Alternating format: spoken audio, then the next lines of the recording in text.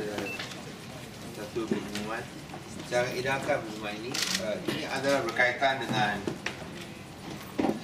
itu astronomi. Itu Kim mana Kim? Kim yang di sini. Cincang.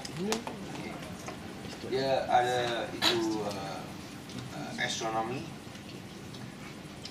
Falak kan? We call it Falak, yes. Falak, okay. So together with me is Professor Dr. Kong, who is the CEO of Penang Techno, and of course Dr. Chan, Dr. Chong. Everybody knows Dr. Chong. He is the public face of astronomy in Penang.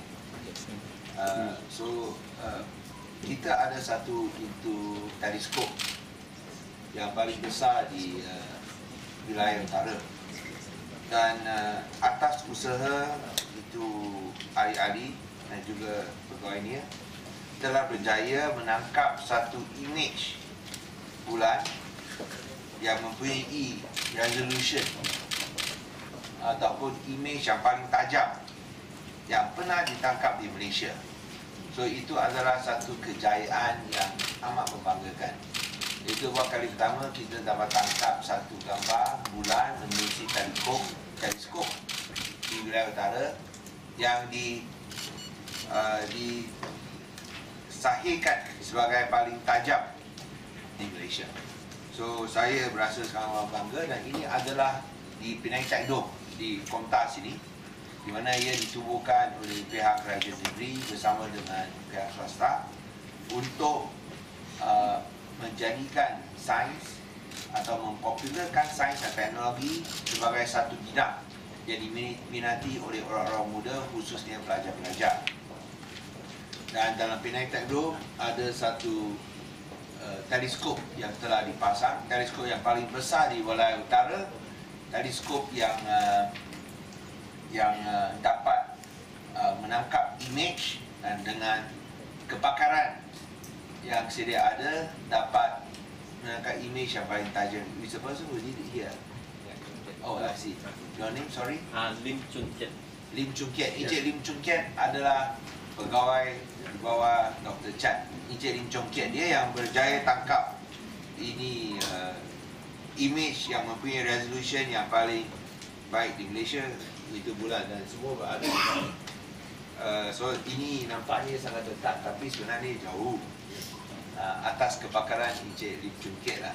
So saya ingin ucapkan tahniah, dan kita nak umumkan bahawa itu kelab astronomi di bawah Dr. Chan telah menarik Dr. Chong telah menarik ramai ahli-ahli, telah menarik banyak minat dan juga perhatian, kerana memang ini adalah satu bahagian daripada sains yang amat mengagumkan.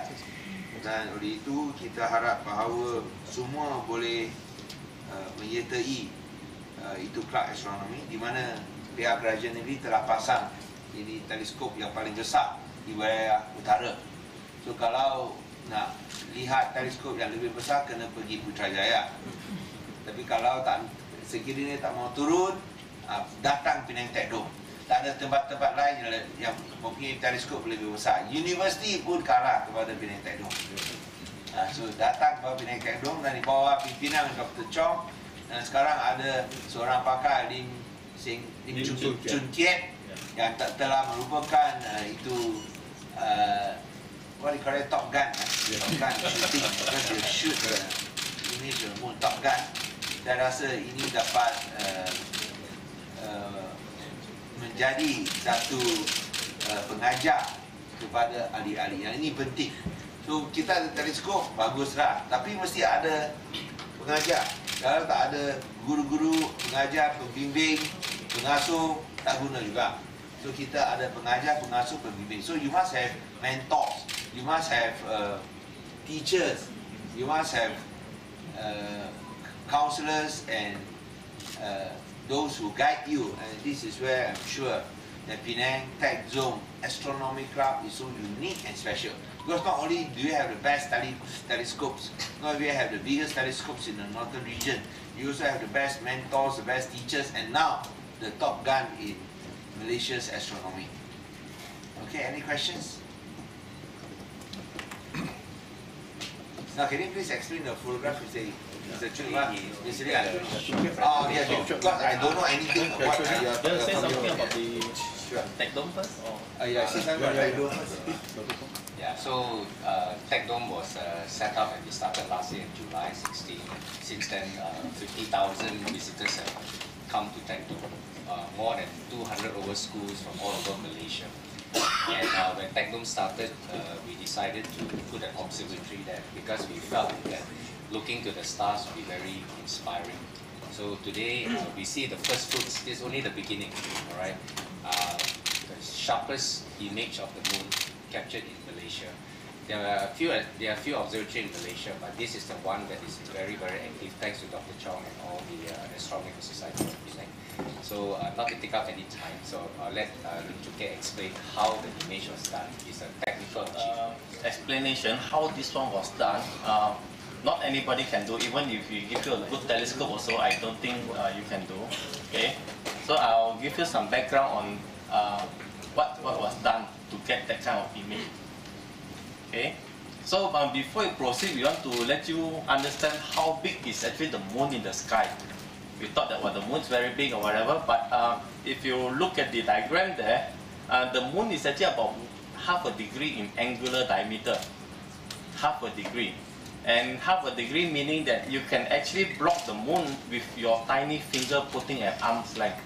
You can block the moon anytime. So that is how big the moon is in the sky. So it's actually very small, and to get the highest resolution is not a very easy thing to do. Okay, I'll explain more about that.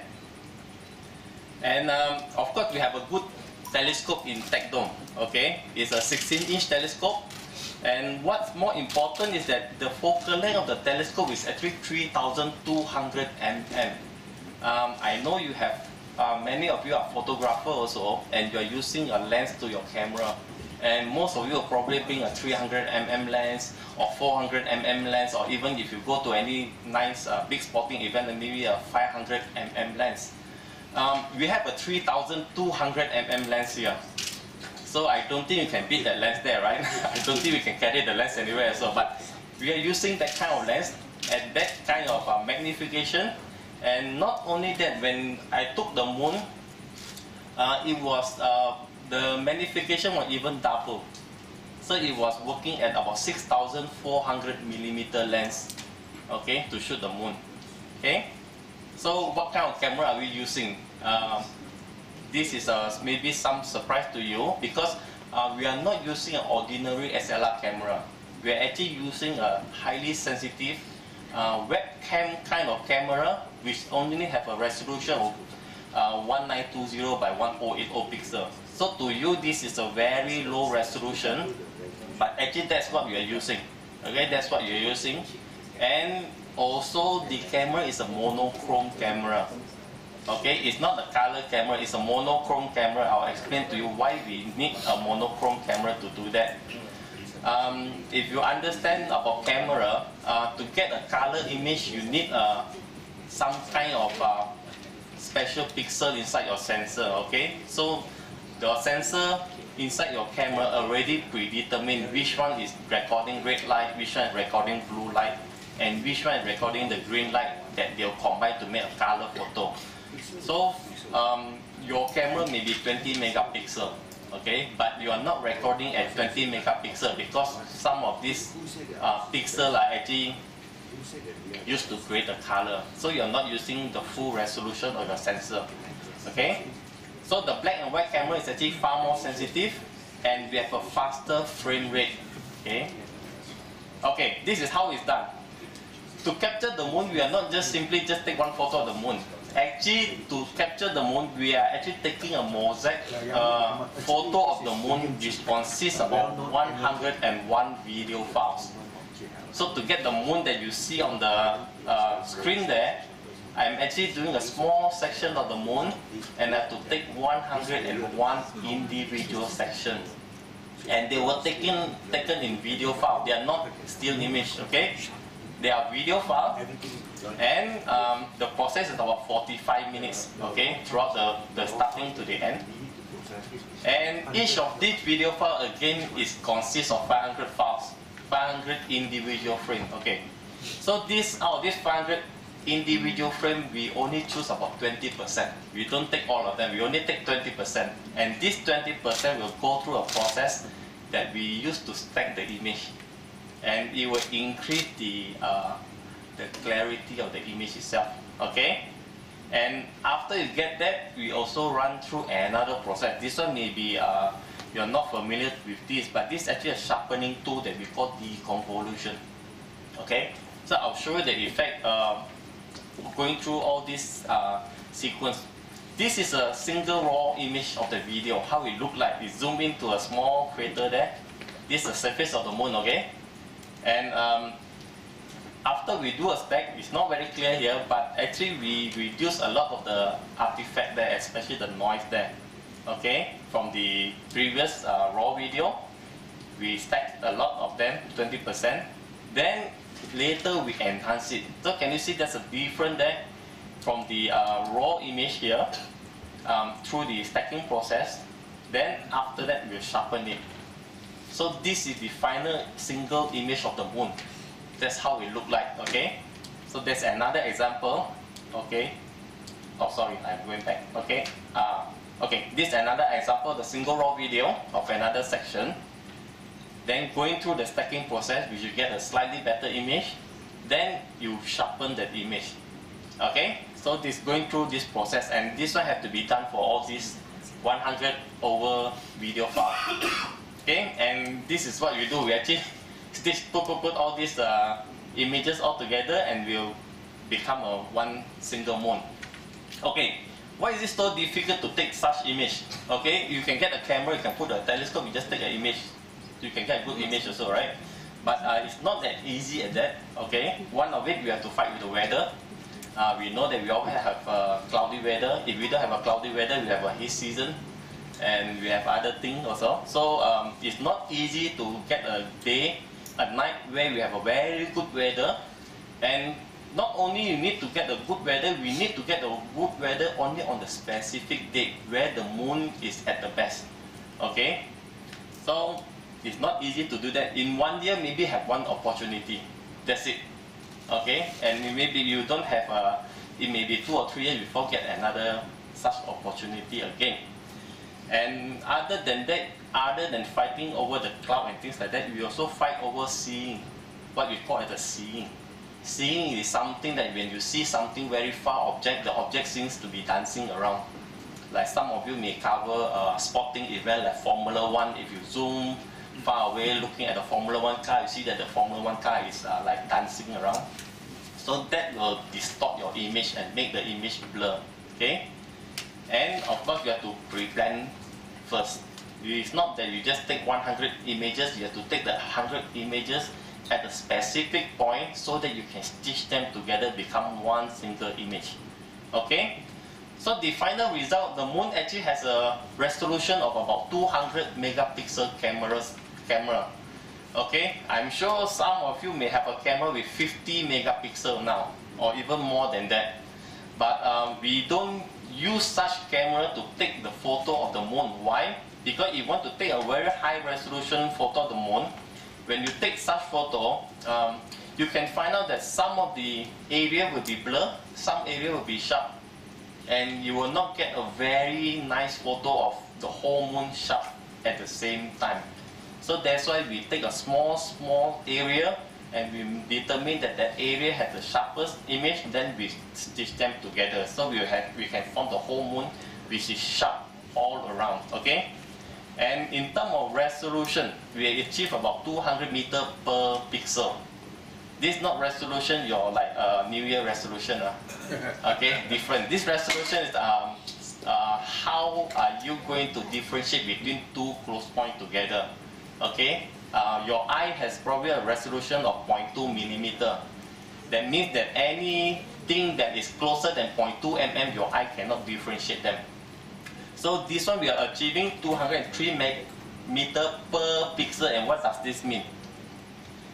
This means that if somebody were to hold a 50-cent coin, and that somebody may be in Taiping, and we have a telescope here, we zoom all the way to Taiping, and we can see, we can detect this 50-cent coin. I will not say that we can see the 50-cent coin as it is, but you can detect that there's a 50-cent coin object at 60 kilometers away. So that's the resolution that we are achieving, okay? That high resolution. And if you're going to put Penang on the moon itself, or if you are at the moon itself and you're looking back on Penang through the telescope, this is how it look like. This is how Penang will look like. It's not to say the sharpest, but at least you can see that where are the hills, where are the developed area and things like that, where are the Penang Bridge, you know. So this is how it will look like if you are on the moon itself. You're looking back using the telescope, and this is what you see. Okay? So you have any question? Any questions to ask Mr. Lim, who is now the top gun in Malaysia national? Maybe just one point to add there. The distance from Georgetown to the moon is about 400,000 kilometers. It means that it's about 400 times from Georgetown to KL, 1,000 times. That's the distance. And Dr. Chong and John Kiat able to capture the image. 1,000 times from Georgetown to KL, the distance.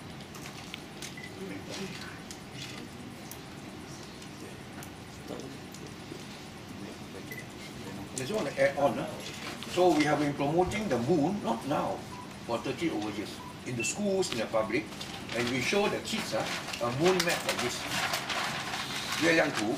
So on the moon map, you can see the features, what created the sea, and the name of it. So the people of Penang for many years, 30 over years, they will look at it and say, oh, this is Copernicus. And this is what they call tranquility, where Apollo 11 landed. And they go back, they remember it. So we don't just take the moon, go back and forget. We want to learn the moon. And we will do it for 30 over years.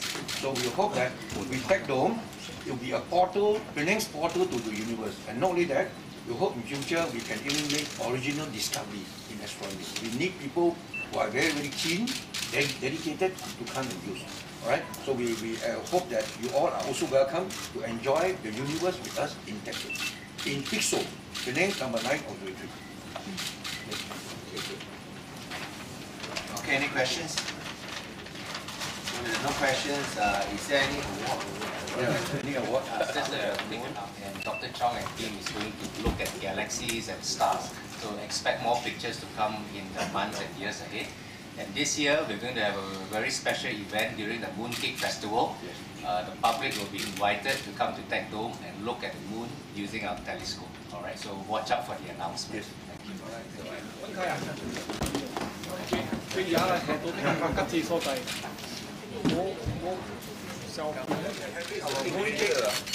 Having a mooncake, yeah. So this is the Sea of Crisis, right? And over here, of course, in the Latin is Petrolitatis, but Sea of Fatality.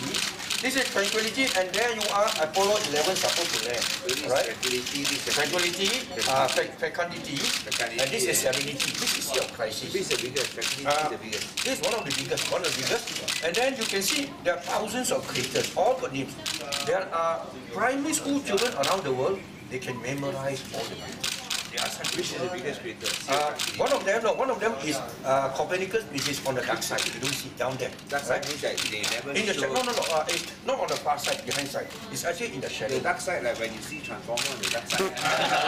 They never show the face to the earth, but they show it away from the...